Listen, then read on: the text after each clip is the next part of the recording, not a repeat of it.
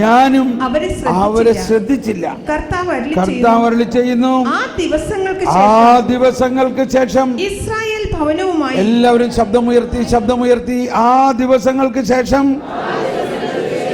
Israel ഭവനവുമായി ഞാൻ ചെയ്യുന്ന ഉടമ്പടി ഇതാണ്.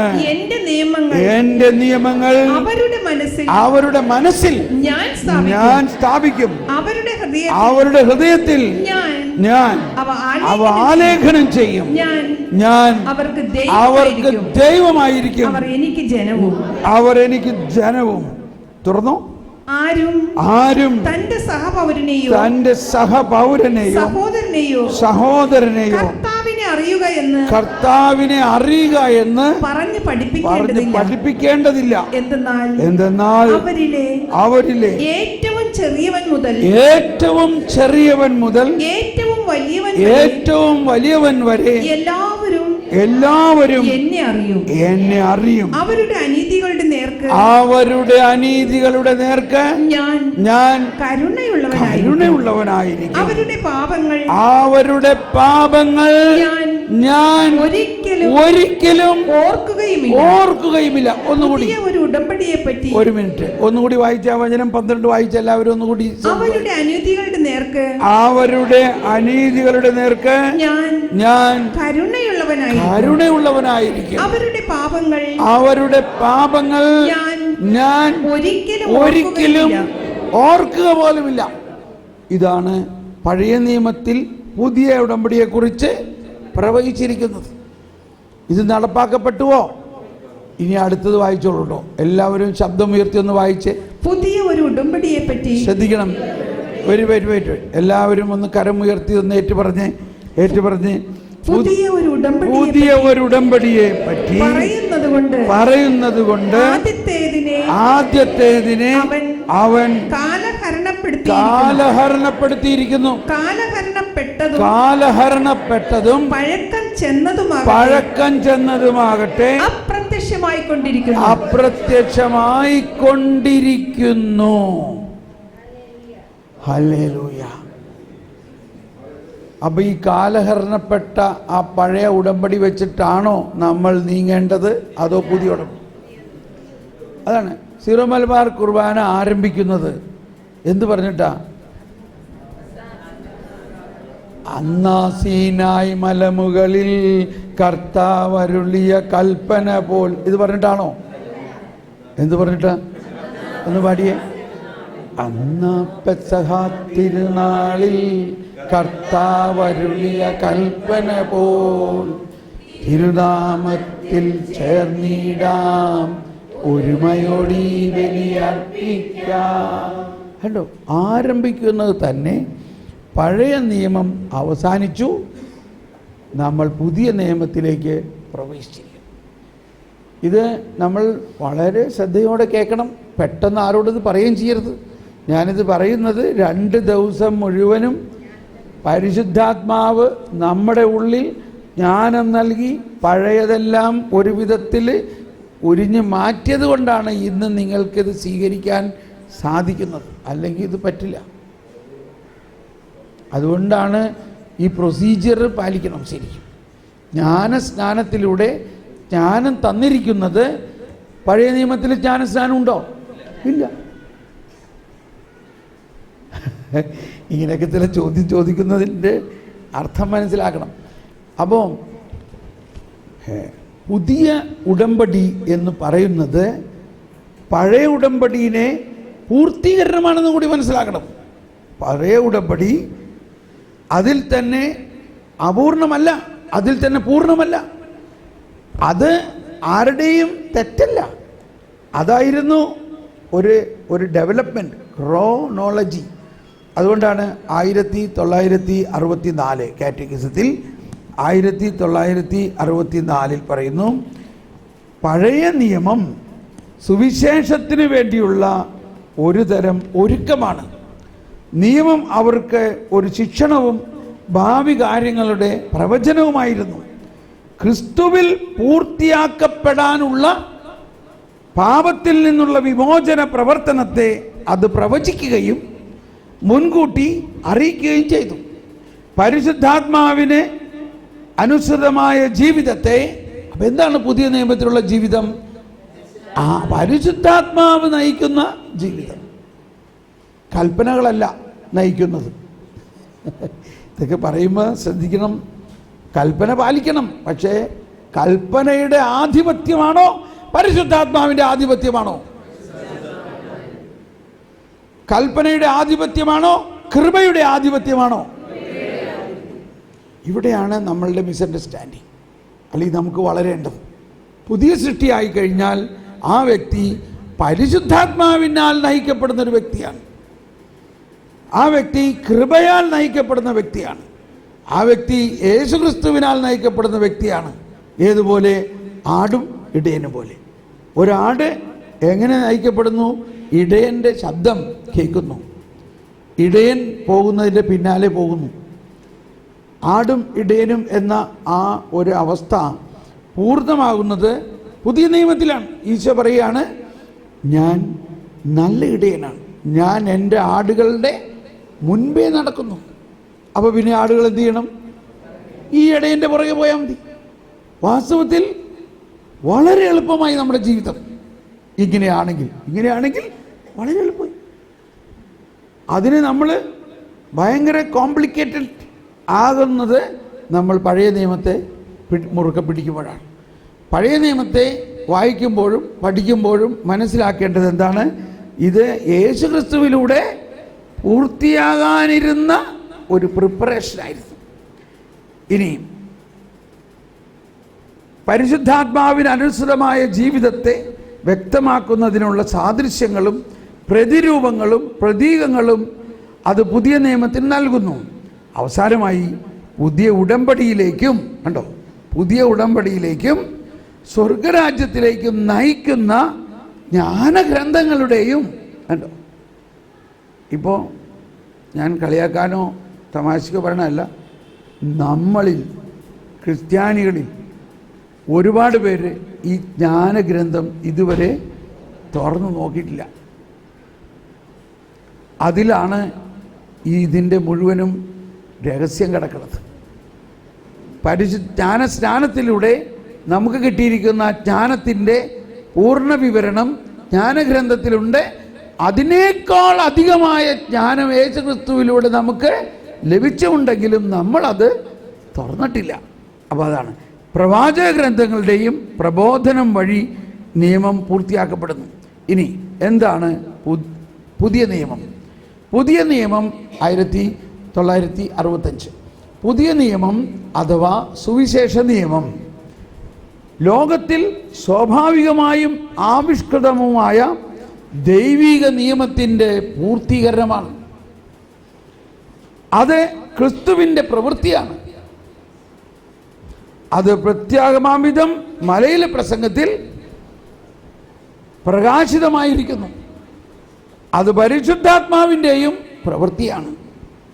പരിശുദ്ധാത്മാവിലൂടെ സ്നേഹത്തിൻ്റെ നിയമം. അപ്പോൾ ഒരു പുതിയ നിയമം വന്നിരിക്കുന്നു. എന്താണ് ആ നിയമം? സ്നേഹത്തിൻ്റെ നിയമം. പൗലോസ് ശ്ലീഹ പറയുന്നുണ്ട്, സ്നേഹം എല്ലാ നിയമത്തെയും പൂർത്തീകരിക്കും. ഇപ്പോൾ പഴയ നിയമങ്ങൾ തന്നെ, കൊല്ലരുത്, മോഷ്ടിക്കരുത്, വ്യഭിചാരം ചെയ്യരുത്. നമ്മൾ സ്നേഹിക്കുമെങ്കിൽ അവനെ മോഷ്ടിക്കും. അപ്പോൾ വാസ്തവത്തിൽ ചിലർ പറയും ഇങ്ങനെയൊക്കെയാണെങ്കിൽ സിവിൽ ലോ ഇങ്ങനെ തന്നെയായി മാറും. എല്ലാവരും ഈ ദൈവസ്നേഹത്തിൽ വരുമ്പോൾ, ഇപ്പോൾ ആ സഹോദരി പറഞ്ഞു ഈ മിലിറ്ററിയും പോലീസും ഒന്നും വേണ്ട, അതെല്ലാം മാറും. അതാണ് നമ്മൾ കേട്ടത്. ഈ യേശുക്രിസ്തുവിലൂടെയുള്ള ഈ പുതിയ സ്നേഹത്തിൻ്റെ നിയമം എല്ലാ ജാതി മതസ്ഥരിലും വന്നു കഴിയുമ്പോൾ, എല്ലാവരും യേശുക്രിസ്തുവിലുള്ള ഈ സ്നേഹത്തിൻ്റെ അവസ്ഥയിൽ വന്നു കഴിയുമ്പോൾ സമാധാനത്തിൽ വരുന്നു. അതാണ് യെശയ്യാ 11:9 പറയുന്നത്, അവൻ്റെ വിശുദ്ധ ഗിരിയിൽ ഇനി ആരും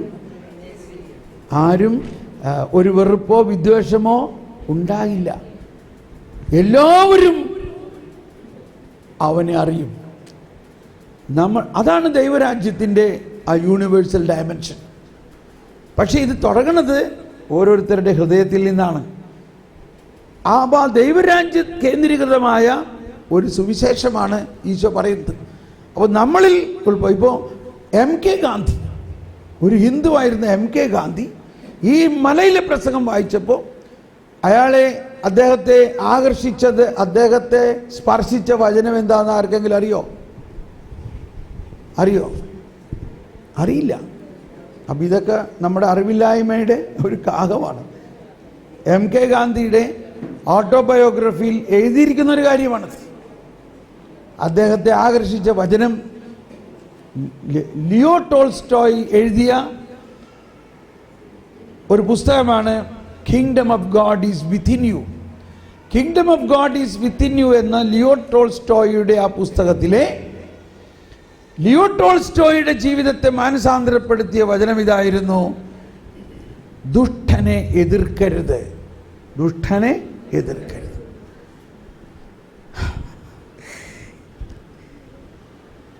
resist not evil, resist not evil.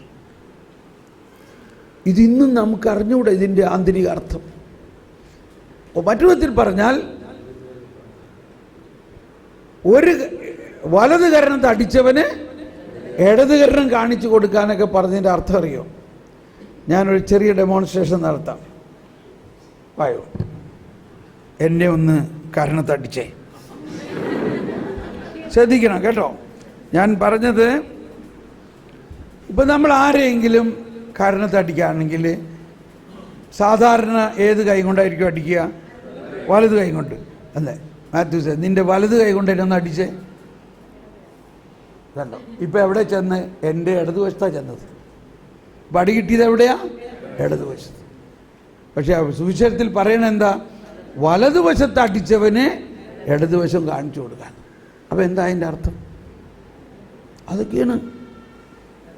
ഒരു തിയോളജിക്കൽ കോഴ്സ് വല്ലതും ചേർന്ന് പഠിക്കണം. ഇനി എന്തവസ്ഥയിലാണ് എൻ്റെ വലതുവശത്ത് അടിക്കാൻ പറ്റുക? ഒന്നില്ലെങ്കിൽ അപ്പോൾ സാധാരണ ഇടത് കൈ കൊണ്ട് അടിച്ചാലേ എൻ്റെ വലത് കൈ അടിക്കാൻ പറ്റുള്ളൂ. മനസ്സിലായോ? അപ്പോൾ വാസ്തവത്തിൽ ഫരിസേയർ അത്രയ്ക്ക് ഫരിസേയരടിക്കുക പാപികളെയാണ്. അവർ പാപികളെ വലത് കൈ കൊണ്ട് തൊടുക പോലുമില്ല. അതുപോലും അവർ അയിത്തമാണെന്ന് വിചാരിച്ചിരിക്കുകയാണ്. അവർ പാപികളെ അശുദ്ധമായ ഇടത് കരം കൊണ്ട് അടിക്കുകയുള്ളൂ. അതുകൊണ്ടാണ് അവിടെ പറയുന്നത് വലത് കരണത്തടിച്ചവനെ. അപ്പോൾ ഇങ്ങനെ ഈ മലയിലെ പ്രസംഗത്തിൽ ഒരുപാട് കാര്യങ്ങളുണ്ട്. അതിൻ്റെ ഓരോ വാക്കുകളെയും ഇപ്പം ഈ വാട്സപ്പിൽ ഇതിലൊക്കെ ഒരുപാട് മെസ്സേജുകൾ ഇങ്ങനെ വരണ കാണുമ്പോൾ ഞാൻ ചിലപ്പോൾ അങ്ങ് സങ്കടപ്പെടുകയാണ്. ഓരോരുത്തരും ഓരോ വചനത്തെ എങ്ങനെയാണ് മനസ്സിലാക്കുന്നത്? ഒരുപക്ഷെ അപ്പോൾ ദുഷ്ടനെ എതിർക്കരുത് എന്ന് പറയുന്നതിൻ്റെ അർത്ഥം, ദുഷ്ടനെ മനുഷ്യൻ എതിർക്കരുത്. ദുഷ്ടനെ ആരെതിർക്കും? ദൈവം തന്നെ എതിർത്താലേ ദുഷ്ടത മാറുള്ളൂ. പരിശുദ്ധാത്മാവിനെ കൊണ്ടാണ് എതിർപ്പിക്കേണ്ടത്. നമ്മൾ ദുഷ്ടനെ എതിർത്താൽ, ദുഷ്ടതയുള്ള ആരെങ്കിലും എതിർത്താലും പന്തടിക്കുന്ന മാതിരി അതിങ്ങനെ പൊങ്ങി വരും. ഇപ്പം നമ്മൾ ഭാര്യയും ഭർത്താവും തമ്മിലൊരു വഴക്കടിച്ചു. നമ്മൾ പറയാം, നിന്നോട് എത്ര പ്രാവശ്യം പറഞ്ഞിട്ടുള്ള ഇങ്ങനെ ചെയ്ത് ഇതേ മരിച്ചാണെങ്കിൽ ഞാൻ നല്ല അടി അടിക്കട്ടോ. ഇത് പറഞ്ഞപ്പോൾ ഭാര്യയോ അല്ലെങ്കിൽ ഭർത്താവോ മിണ്ടാതിരിക്കുകയാണെങ്കിൽ ചിലപ്പോൾ അതവിടെ ശാന്തമായി എന്ന് വന്നേക്കാം. മറിച്ച് എന്ത് ചെയ്യും പറയും എന്ന് പറഞ്ഞ് എതിർക്കാണെങ്കിലോ, കാണണോ നിനക്ക് എന്നൊന്ന് കാണട്ടെ, ചക്ക് അടിയർത്ത് എതിർത്തു. ഇല്ലേ? എതിർത്തപ്പോൾ എന്ത് സംഭവിച്ചു? ആര് ജയിച്ചു? അവിടെ പിശാച് ജയിച്ചു. അപ്പോൾ ദുഷ്ടനെ എതിർക്കരുതെന്നുള്ള ആ ഒരു പ്രിൻസിപ്പിളാണ് MK ഗാന്ധിയെ മഹാത്മാഗാന്ധിയാക്കിയത്. ഈ വചനമാണ്. അപ്പോൾ ആ പ്രിൻസിപ്പിളിൻ്റെ മറ്റൊരു വശമാണ് ദുഷ്ടനോട് കരുണ കാണിക്കുക എന്നുള്ളത്. അങ്ങനെയാണ് ഉപ്പ് സത്യാഗ്രഹവും നിരാഹാര സത്യാഗ്രഹവും. നിരാഹാര സത്യാഗ്രഹം എന്ന് അദ്ദേഹം പറഞ്ഞു. അതിനെ മറ്റൊരു വിധത്തിൽ പറഞ്ഞാൽ എന്താ? ഉപവാസ പ്രാർത്ഥന.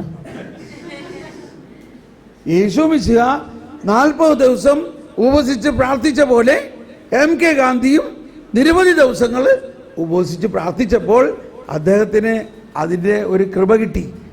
എന്തിനുള്ള കൃപ കിട്ടി? ദുഷ്ടത കാണിക്കുന്നവരെ എതിർക്കാതെ ശാന്തമായി അവരോട് പെരുമാറുകയും, ദുഷ്ടത കാണിക്കുന്നവർക്ക് ചെന്നുകൊണ്ട് അടിച്ചോ, നീ എന്നെ അടിച്ചോ, അടിക്കണമെങ്കിൽ അടിച്ചോ. അതാണ് ഉപ്പ് സത്യാഗ്രഹത്തിൻ്റെ ആ ഗാന്ധി സിനിമയിലൊക്കെ നിങ്ങൾ കാണാം. അവരോട് പറയണം, നിങ്ങൾ പോവുക, പക്ഷെ നിങ്ങൾ എതിർക്കരുത്. അവരടിക്കും, അടി കൊടുക്കുക, കൊണ്ട് വരിക, വീഴുക. അതല്ലേ കർത്താവ് ചെയ്തത്. അങ്ങനെയാണ് അങ്ങ് ജർമ്മനിയിൽ അല്ലെങ്കിൽ യൂറോപ്പിൽ ഒരു ക്രിസ്തീയ രാജ്യം, ഹിറ്റ്ലർ ഒരു ക്രിസ്ത്യാനിയായിരുന്നു, മാമോദിസ സ്വീകരിച്ചവനായിരുന്നു, കുറേ നാൾ ആൾട്ടർ ബോയൊക്കെ ആയിരുന്നു. ഹിറ്റ്ലറിൻ്റെ ഇടവകയിൽ ഞാൻ ധ്യാനിപ്പിച്ചിട്ടുള്ളതാണ്. ആ ഹിറ്റ്ലർ പറഞ്ഞു, ദുഷ്ടനെ എതിർക്കാതിരിക്കുന്നത് നമ്മുടെ ബലഹീനതയാണ്, എതിർക്കണം. അങ്ങനെ യൂറോപ്പിൽ 2ാം ലോകമഹായുദ്ധം നടന്നുകൊണ്ടിരിക്കുന്ന സമയത്ത് ക്രിസ്ത്യാനിയും യഹൂദരും ക്രിസ്ത്യാനിയും തമ്മിൽ അടിച്ച് ചാവുന്ന സമയത്ത് ഇവിടെ ഒരു ഹിന്ദു ഒരു ക്രിസ്ത്യൻ ഗവൺമെൻറ് അല്ലെങ്കിൽ ഇംഗ്ലീഷുകാരെ ക്രിസ്തുവിൻ്റെ ഒറ്റ വചനത്തിലൂടെ ഒരു യുദ്ധക്കോപ്പുകളുമില്ലാതെ ജയിച്ചു. Praise the Lord. എന്താ പറഞ്ഞേ? ജെയിംസ് 4:7 എന്താ പറയണേ? ചെറുത്ത് നിൽക്ക്. എവിടെയെല്ലാം നിങ്ങൾ പിശാചിനെ ചെറുക്കാൻ പറയുന്നുണ്ടെങ്കിൽ നിന്റെ മാനുഷിക ശക്തി കൊണ്ടല്ല എന്ന് മനസ്സിലാക്കിക്കൊള്ളണം. നീ ചെറുക്കാന്ന് പറഞ്ഞാൽ നിന്റെ വിശ്വാസത്തിലൂടെ, നിന്റെ പരിശുദ്ധാത്മാവിൻ്റെ ശക്തിയിലൂടെ നീ ചെറുക്കാന്ന്. മനുഷ്യന് പിശാചിനെ ചെറുക്കാനുള്ള ശക്തിയില്ല. ആർക്കാണ് ശക്തി? ദൈവത്തിനാണ്. ആ ദൈവത്തിൻ്റെ ശക്തി നമ്മൾക്ക്. അതുകൊണ്ടാണ് if I cast out demons with the finger of God, ഞാൻ ദൈവകരങ്ങൾ കൊണ്ടാണ് പിശാചിനെ ബഹിഷ്കരിക്കുന്നതെങ്കിൽ ദൈവരാജ്യം വന്നിരിക്കുന്നു എന്ന് പറയണതിൻ്റെ അർത്ഥം. ഓക്കെ, അപ്പം ഈ എന്താ ഇത് പറഞ്ഞു വരാനുള്ള കാരണം, പുതിയ നിയമം ക്രിസ്തുവിലുള്ള സ്നേഹത്തിൻ്റെ ആന്തരിക നിയമമായി തീരുന്നു. അതാണ് പറഞ്ഞത്. പുതിയ നിയമം എന്താണ്? പരിശുദ്ധാത്മാവിലൂടെ സ്നേഹത്തിൻ്റെ നിയമം. അതിനൊരു ഉദാഹരണമാണ് MK ഗാന്ധി. സ്നേഹത്തിൻ്റെ നിയമം വെച്ചുകൊണ്ട് അദ്ദേഹം ഒരു വിപ്ലവം ഉണ്ടാക്കി. അന്നത്തെ ന്യൂയോർക്ക് ടൈംസിൽ എഴുതിയിരിക്കുന്ന ഒരു കോട്ട് ഇതാണ്: a man who do not even own a piece of coat. എന്ന് പറഞ്ഞാൽ അമേരിക്കക്കാർക്ക് ഒരു കോട്ട് പോലും ഇല്ലാത്തവൻ എന്ന് പറഞ്ഞാൽ കാര്യം മനസ്സിലാവില്ല എളുപ്പം. ഒരു കോട്ടും സൂട്ടും സ്വന്തമായിട്ടില്ലാത്ത ഒരു ദരിദ്രൻ, വെറും ഒരു ധോത്തി മാത്രം എടുത്തിട്ടുള്ളവൻ 10,000 മനസ്സിനെ മാറ്റി. അല്ലെങ്കിൽ millions of mind he change. അവരെഴുതിയേക്കണത് ത്രൂ ഹിസ് മൈൻഡ് പവർ എന്നൊക്കെ എഴുതിയേക്കണത്. നമുക്കറിയാമല്ലോ. അപ്പോൾ ആത്മകഥ വായിക്കുമ്പോൾ നമുക്ക് മനസ്സിലാവും. അല്ലെങ്കിൽ ഈ പുസ്തകം വായിച്ചാലും മനസ്സിലാവും. ലിയോ ടോൾസ്റ്റോയുടെ ഇതിൻ്റെ latest edition kingdom of God is within you എന്നതിൻ്റെ പ്രീഫേസിൽ ഈ സംഭവം അവിടെ എഴുതിയിട്ടുണ്ട്. This is the book which changed MK Gandhi. Kingdom of God is within you. അപ്പോൾ kingdom of God is within you എന്ന് പറയുന്നത് ഒരു ക്രിസ്ത്യാനിക്ക് മാത്രമല്ല. അതാണ് ഞാൻ പറഞ്ഞു വന്നതിൻ്റെ അർത്ഥം. ഒരു ക്രിസ്ത്യാനിക്ക് മാത്രമല്ല, അത് ആർക്ക് വേണമെങ്കിലും അത് ഉപകാരമാണത്. ആരത് വിശ്വസിക്കുന്നുവോ അവൻ ഒരു ക്രിസ്ത്യാനി ആയിരിക്കുന്നു. ഒരുപക്ഷെ MK ഗാന്ധി ഒരു പ്രൂഡൻ്റ് അപ്രോച്ച് ചെയ്തു, ബുദ്ധിപരമായൊരു നീക്കം ചെയ്തു. അദ്ദേഹം മാമോദീസ സ്വീകരിച്ച് ക്രിസ്ത്യാനി ആയിരുന്നുവെങ്കിൽ ഒരുപക്ഷെ അന്നത്തെ ഭാരതം അദ്ദേഹത്തെ സ്വീകരിക്കില്ലായിരുന്നിരിക്കാം. അതുകൊണ്ട് അദ്ദേഹം വേറൊരു വചനം സ്വീകരിച്ചിട്ടുണ്ടാവും ഈശോയുടെ: എൻ്റെ ഈ വചനങ്ങൾ അനുസരിക്കുന്നവർ എൻ്റെ ശിഷ്യരാണ്. എൻ്റെ ഈ നിയമം, ഏത് നിയമം? ഈ സ്നേഹത്തിൻ്റെ നിയമം അനുസരിക്കുന്നവർ എൻ്റെ ശിഷ്യരാണ്. അങ്ങനെ അദ്ദേഹം ഓക്കെ. അപ്പോൾ നമ്മൾ ഈ പറഞ്ഞു വരുന്നത് പുതിയ നിയമത്തിൻ്റെ ആ പഴയ നിയമവും പുതിയ നിയമവും തമ്മിലുള്ള വ്യത്യാസം നമ്മൾ മനസ്സിലാക്കണം. അത് മനസ്സിലാക്കിയിട്ട് വേണം പുതിയ നിയമവും പഴയ നിയമവും വായിക്കേണ്ടത്. അല്ലെങ്കിൽ പഴയ നിയമത്തിൽ അപ്പോൾ ഒന്ന് ആലോചിച്ച് നോക്കി, അത് മനസ്സിലാകാണ്ടിരിക്കുമ്പോൾ നമ്മൾ പറയും ബൈബിള് പറയണം. ബൈബിള് പറയണതിൽ പഴയത് പുതിയതിലേക്കുള്ള പൂർത്തീകരണത്തിന് വേണ്ടിയാണ്. എന്നാൽ അത് പൂർത്തീകരിച്ച് കഴിഞ്ഞിരിക്കുന്നതെന്ന് മനസ്സിലാകണം. പുതിയതിനെ കാര്യങ്ങളും പഴയതിൽ പറയുന്നുണ്ട്. ഇപ്പം പന്തക്കുസ്ത കഴിഞ്ഞിട്ട് അപ്പസ്തോല പ്രവർത്തനം 3-ാം അധ്യായത്തിൽ പത്രോസ് എഴുന്നേറ്റ് നിന്നിട്ട് അവിടെ ഉണ്ടായിരുന്ന യഹൂദരോട് പറയുകയാണ്, നിങ്ങളുടെ മോശ തന്നെയാണ് ഇത് പറഞ്ഞിട്ടുള്ളത്, എന്നെ അല്ല നിങ്ങൾ വിശ്വസിക്കേണ്ടത്. ആരെയാ? വേറൊരു പ്രവാചകൻ നിങ്ങളുടെ ഇടയിൽ നിന്ന് തന്നെ വരും, അവനെയാണ് നിങ്ങൾ അനുസരിക്കേണ്ടത്. അവനെ അനുസരിക്കാത്തവരെല്ലാം വിച്ഛേദിക്കപ്പെടും. എന്താണത്? 3-ാം അധ്യായത്തിൽ 22-ാമത്തെ വചനം. അപ്പോസ്തല പ്രവർത്തനം 3-ാം അധ്യായം.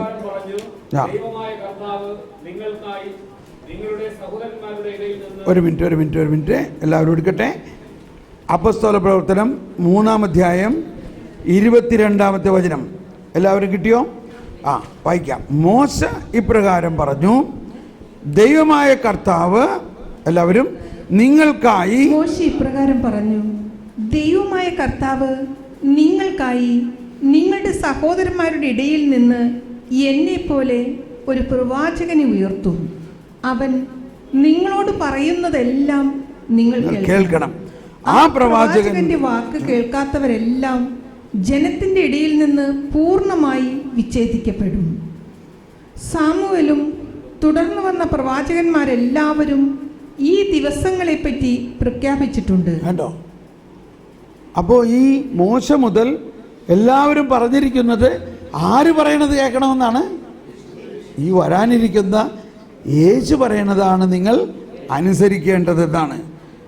എന്നിട്ട് പറയുകയാണ്, നിങ്ങൾ പ്രവാചകന്മാരുടെയും നമ്മുടെ പിതാക്കന്മാരോട് ദൈവം ചെയ്ത ഉടമ്പടിയുടെയും മക്കളാണ്. മക്കള്, അണലിപ്പാമ്പിൻ പൈതങ്ങളെ. സന്തതി എന്ന് പറയുമ്പോഴാണ് നമ്മുടെ മലയാളത്തിൽ അല്പം ഇന്നത്തെ പ്രശ്നമുള്ളത്. മലയാളത്തിൽ അതിന് ധ്വനി വ്യത്യാസമുണ്ട്. പക്ഷേ വിശുദ്ധ ലിഖിതം അനുസരിച്ച് ദൈവ മക്കളെക്കുറിച്ചാണ് അവിടെ പറയുന്നത്. ഓക്കെ, അപ്പോൾ വീട്ടിൽ പറയാം, ഉടമ്പടിയുടെ സന്തതികളാണ്. അവിടുന്ന് അബ്രാഹത്തിനോട് അരുളി ചെയ്തു, ഭൂമിയിലെ എല്ലാ കുടുംബങ്ങളും നിന്റെ സന്തതി വഴി അനുഗ്രഹീതമാകും. ആരാണ് ഈ സന്തതി? യേശു. ഇത് സംഭവിച്ചു കഴിഞ്ഞോ? ഇത് സംഭവിച്ചു കഴിഞ്ഞു. ആ അനുഗ്രഹമാണ് നമുക്ക് മാമോദീസായിലൂടെയും വിശുദ്ധ കുർബാനയിലൂടെയും ലഭിച്ചുകൊണ്ടിരിക്കുന്നത്. അപ്പോൾ ആ അനുഗ്രഹത്തെ നമ്മൾ പൂർണ്ണമായിട്ട് ഉൾക്കൊണ്ട് കഴിയുമ്പോൾ നമ്മൾ രൂപാന്തരപ്പെട്ട്, അതാണ് വെള്ളം വീഞ്ഞാകുക എന്ന് പറഞ്ഞതിൻ്റെ അർത്ഥം. വെള്ളം വീഞ്ഞാക്കിയത് ആ വീട്ടിൽ വീഞ്ഞ് നഷ്ടപ്പെട്ടതിൻ്റെ വിഷമം മാറ്റാനൊന്നും വേണ്ടിയല്ല. ഞാനും ഇത് പണ്ടൊക്കെ പ്രഘോഷിച്ചിട്ടുള്ളതാണ്. ഒരു കുടുംബത്തിൽ കല്യാണ വിരുന്നിന് ബിരിയാണി ഇല്ലാണ്ടായിക്കഴിഞ്ഞാൽ എന്തോ ഒരു ധർമ്മസങ്കടമായിരിക്കും. മാതാവ് അങ്ങനെയുള്ള ഒരവസ്ഥയിൽ ചെന്ന് ഇടപെട്ടു. മാതാവ് അത് മുൻകൂട്ടി നോക്കി കണ്ടു. അവരുടെ കുടുംബത്തിൻ്റെ ആ അവസ്ഥയിൽ നിന്ന് മാതാവ് സഹായിച്ചു.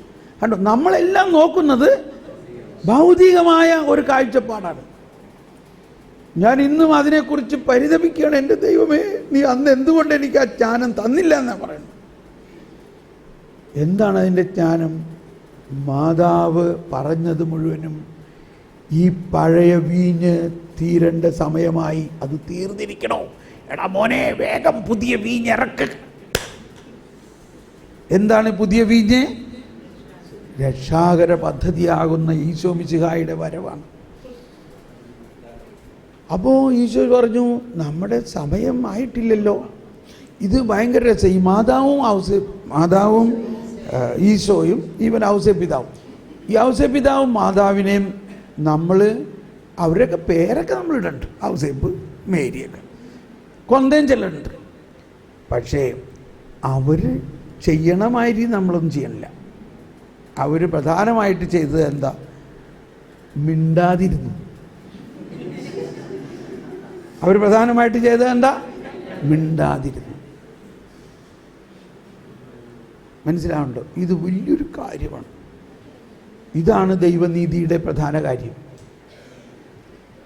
ഈ മാതാവും ഔസേ പിതാവിനെ പോലെ ഏറ്റവും സൈലൻ്റായിട്ട് വേറെ ആരെങ്കിലും ബൈബിളിലുണ്ടോ? വേറെ ആരുമില്ല. എന്തായിരുന്നു അവരുടെ പ്രത്യേകത? They were the most silent people. എന്നാൽ ഇന്ന് അവരാണ് ഏറ്റവും പോപ്പുലർ. ഇന്ന് അവരൊരുപാട് പറയുന്നുണ്ട്. അപ്പോൾ എന്തായിരുന്നു അവരുടെ സൈലൻസിൻ്റെ കാരണം? അവരിൽ ദൈവരാജ്യം സംസ്ഥാപിതമായി കഴിഞ്ഞിരുന്നു. അവരിൽ ഈ പുതിയ ഉടമ്പടി, ദൈവനീതി അവരിൽ സംഭവിച്ചു കഴിഞ്ഞിരിക്കുന്നു. അപ്പോൾ പെട്ടെന്ന് അത് പറയുമ്പോൾ ഔസേപ്പ് പിതാവും അതിൽ പറയാം. ഔസേപ്പ് നീതിമാനാകയാൽ തൻ്റെ ഭാര്യയാകാൻ പോകുന്ന വ്യക്തി, അവർ പരസ്പരം ഒരുമിച്ച് ശയിക്കുന്നതിന് മുമ്പ്, വിവാഹിതരാകുന്നതിന് മുമ്പ് കല്യാണം ഉറപ്പിച്ചിരിക്കുന്ന പെണ്ണ് ഗർഭിണിയായിരിക്കണമെന്ന് അറിഞ്ഞാൽ ഔസേപ്പ് ഒരു യഹൂദനല്ലേ? മറിയം ഒരു യഹൂദയല്ലേ?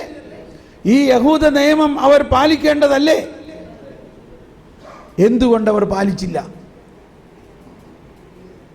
അതായത് യേശുക്രിസ്തുവിൻ്റെ വരവോടെ യഹൂദ നിയമം അഥവാ നിയമവും പ്രവാചകന്മാരും സ്നാപകയോഹന്നാനോടെ അവസാനിച്ചു എന്ന് പറയുന്നതിൻ്റെ അർത്ഥം. നിയമവും പ്രവാചകന്മാരും സ്നാപകയോഹന്നാൻ വരെയേ ഉള്ളൂ. അതിനുശേഷം എന്ത് സംഭവിക്കും? അതിനുശേഷം ദൈവരാജ്യം പ്രാബല്യത്തിൽ വരുന്നു, ദൈവനീതി പ്രാബല്യത്തിൽ വരുന്നു. ആ ദൈവനീതിയുടെ ആ ഒരു ട്രാൻസിഷൻ പോയിന്റ് നമുക്കിവിടെ കാണാം. വളരെ പോസിറ്റീവായിട്ട് മനസ്സിലാക്കണം. ഇത് വലിയ ഒരു ആശ്വാസം തരുന്ന ഒരു കാര്യമാണ് നമുക്ക്.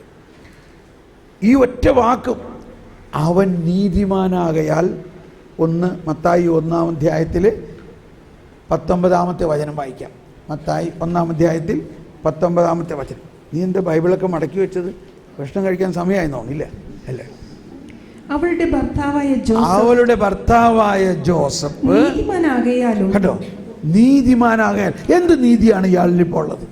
ഫരിസേയ നീതിയാണോ? മോശയുടെ നീതിയാണോ? അത് ക്രിസ്തുവിന്റെ നീതിയാണോ? ഫരിസേയ നീതി അനുസരിച്ച് ജോസഫ് എന്ത് ചെയ്യണമായിരുന്നു?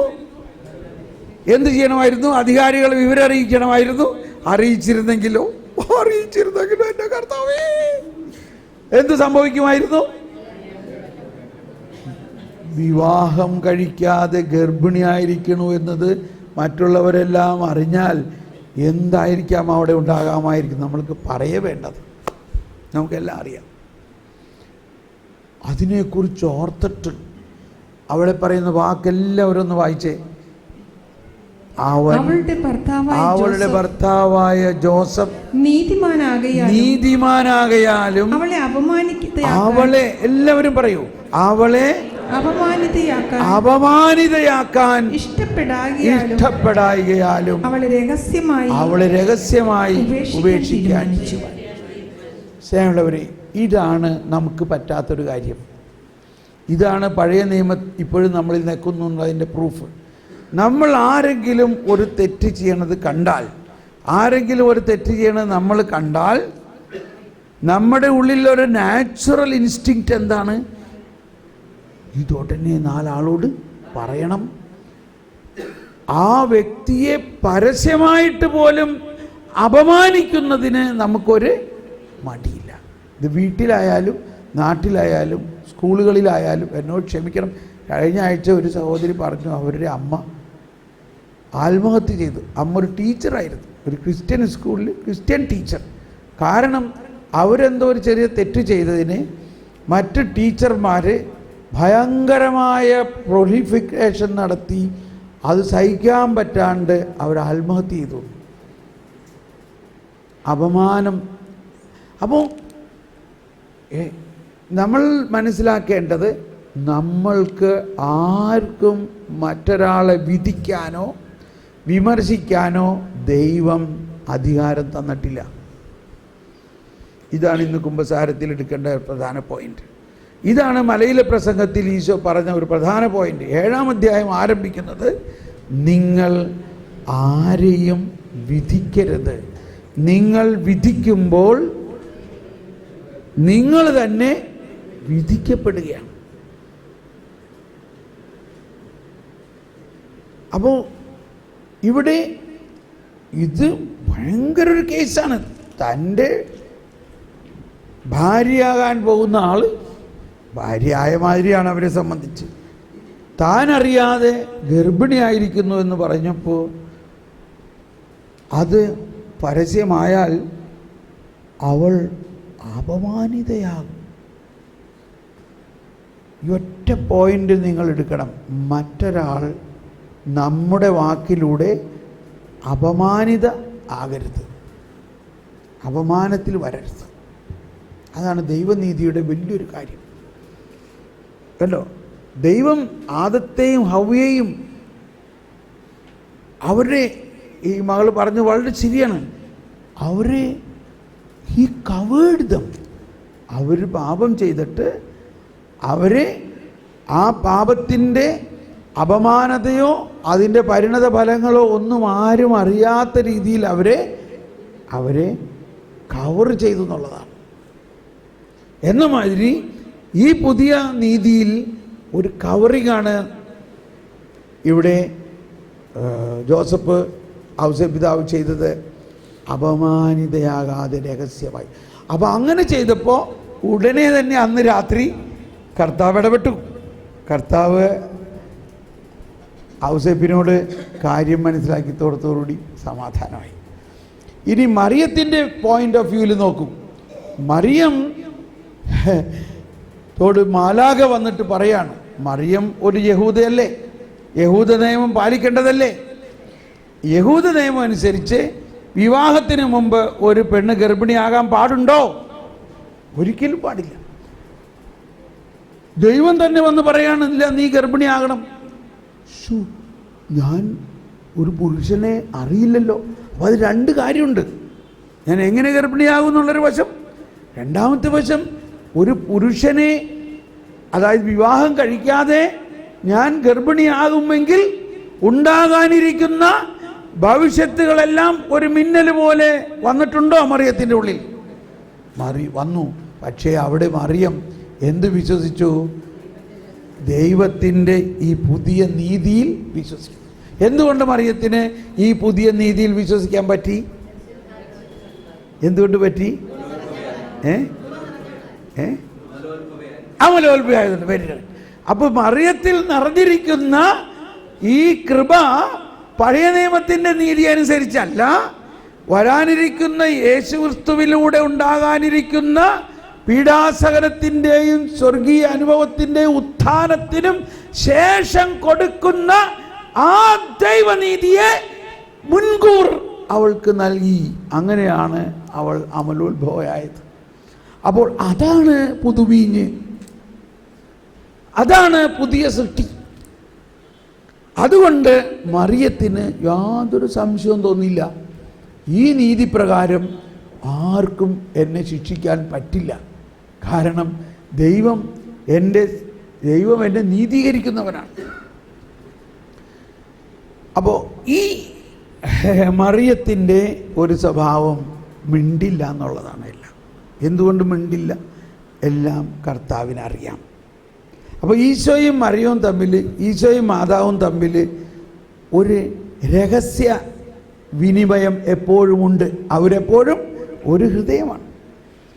അപ്പോൾ ഇവിടെ ഇത് നടക്കുമ്പോഴും ഈ കല്യാണ വീട്ടിൽ അവർ വന്നിരിക്കുന്നു. അപ്പോഴോ മാതാവിൻ്റെ അകത്ത് പരിശുദ്ധാത്മാവ് തോന്നിക്കുകയാണ്, ഇതാണ് ഈ പുതിയ വീഞ്ഞ്, പുതിയ സുവിശേഷം, പുതിയ നീതിയുടെ ഒരു അടയാളം ഉണ്ടാക്കാൻ പറ്റിയ സമയമാണിത്. അതിൻ്റെ ഒരു സൂചന കൊടുക്കാൻ പറ്റിയ സമയമാണ്. അപ്പോൾ ഇവർ തമ്മിൽ സംസാരിച്ചു. അപ്പോൾ ഈശോ പരസ്യമായിട്ട് ഇങ്ങനെ പറഞ്ഞു, നമ്മൾക്കൊരു സമയം. അപ്പോൾ എപ്പോഴാണ് ഈശോയുടെ സമയം പൂർത്തിയാവുന്നത്? ഈശോ പീഡ സഹിച്ച് മരിച്ച് ഉയർത്തു കഴിഞ്ഞാലാണ് പുതിയ വീഞ്ഞ് വരാൻ പറ്റുള്ളൂ. അപ്പോൾ മാതാവ് പറഞ്ഞു കാണും, എന്നെ നോക്ക്, ഞാൻ പുതിയ വീഞ്ഞായത് സമയത്തിന് മുമ്പല്ലേ? അത് ശരിയാണ്. അപ്പം അതുപോലെ നമുക്ക് ഇപ്പോൾ ഒരടയാളം, ഓക്കെ, എന്നാൽ അങ്ങനെ ചെയ്യാം.